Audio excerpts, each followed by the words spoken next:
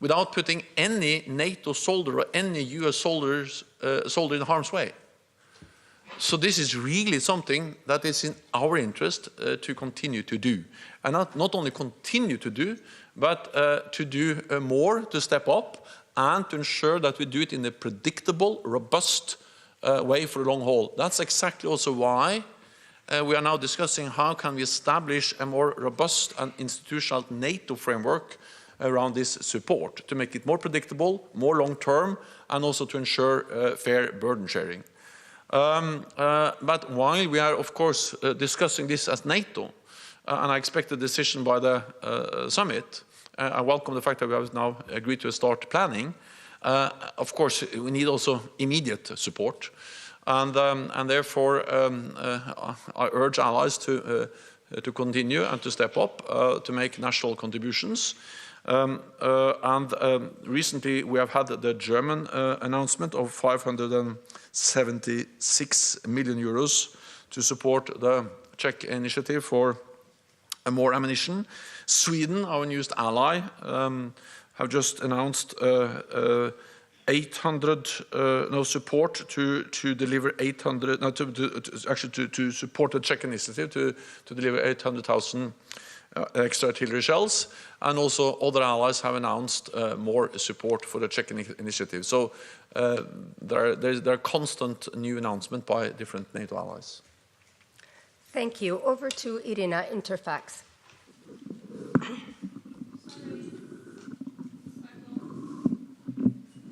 I'll catch you. Thank you, Farah. Secretary General, News Agency Interfax Ukraine, Irina Sommer. Talking about expectation from upcoming summit in Washington, Ukrainian side speaks about some kind of invitation, like in the case of the European Union, where Ukraine is candidate country but not member yet. Is it possible in the case of NATO? Can actually NATO invite Ukraine, and then over the time when all criteria will be met, Ukraine will be member of NATO? Thank you.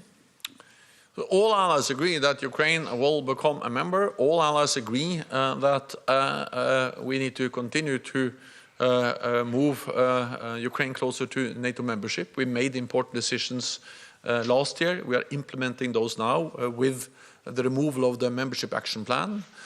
We should not introduce something that is similar to a kind of second or two-step process. I think it's very important to maintain the one-step process for Ukraine to become a member, removing the requirement for membership action plan, and then ensuring that when an invitation is issued, then that's the same as becoming a member as it is in NATO. That's the difference between NATO and the European Union. In the European Union, of course, when you are invited, it can take years from an invitation to membership. While in NATO, when you are invited, it's something that happens very soon after. So we should just avoid creating also, again, a kind of two-step process towards membership. But regardless of the technicalities, there is a clear commitment for Ukraine to become a member. There's a clear commitment to help to move Ukraine closer to membership. And I think we also need to realize that when this war ends, everyone realizes that there has to be some kind of guarantees that this is really the end, that it's not only a pause where Russia reconstitutes its forces, rest and then regroup and then attack again. Because that was something, we saw a similar pattern back in 2014. They annexed Crimea, we all condemned that, and then after a few months they went into eastern Ukraine or eastern Donbass, and then we had Minsk I, that was violated, they pushed the line further west. We had Minsk II, a new ceasefire, and then they waited for almost 8 years, and then they had the full-fledged invasion. So of course, when this war ends, we have to be absolutely sure this is really the end, it stops here. And therefore, we need to help Ukraine build their own defenses to deter any further Russian aggression. But there will also be a need for security guarantees. And of course, the ultimate security guarantee will be Article 5 and NATO membership. Thank you. We'll give a final question to Radio Cordon. Vladislav. Thank you. Hungarian Foreign Minister Peter Szijjártó has publicly said that Hungary will not support any initiatives that, quote, would transform it into an offensive alliance. He was talking about NATO engaging more in coordination of military support for Ukraine. What's your take on that? And do you think your proposals will eventually be adopted at the Washington summit? Thank you. NATO is and will remain a defensive alliance, and NATO is and will remain not a party to the conflict in Ukraine. We need to remember what this is. This is a war or aggression by Russia invading another country, violating international law.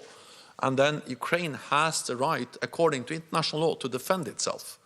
We as friends of Ukraine, we have the right to support Ukraine in upholding the right for self-defense, also based on international law. That doesn't make us party to the conflict, and a more robust NATO framework to coordinate and security assistance training will not change that. NATO allies will fundamentally do the same as they do today on a more bilateral basis or in other frameworks, the EU, the Ramstein format, and through the multilateral capability coalitions. So by creating a stronger NATO framework, what we will ensure is more transparency, more burden sharing, more predictability, and a more robust commitment, which is important to help the Ukrainians to plan, but also send a message to President Putin that he cannot outweigh us on the battlefield. He has to sit down and negotiate some kind of agreement where Ukraine prevails as a sovereign independent nation. So the paradox is that if you want a peace, if you want an end to this war, the best way of achieving that is to ensure that Ukraine has the military strength to convince Putin that he cannot win on the battlefield. He has to sit down and negotiate. What we are discussing is not a NATO combat presence in Ukraine. We are discussing how we can coordinate and deliver support from outside Ukraine to Ukraine as NATO allies do. So I have good dialogue with Peter Szijjártó. I also have spoken with the Hungarian Prime Minister Viktor Orbán twice over the last week. And now when we initiate planning, I'm certain that we can also address the concerns that Hungary has raised and find a way where we can then have consensus within weeks. Thank you, everyone. That's all we have time for. Thank you. Thank you. Secretary General. Thank you.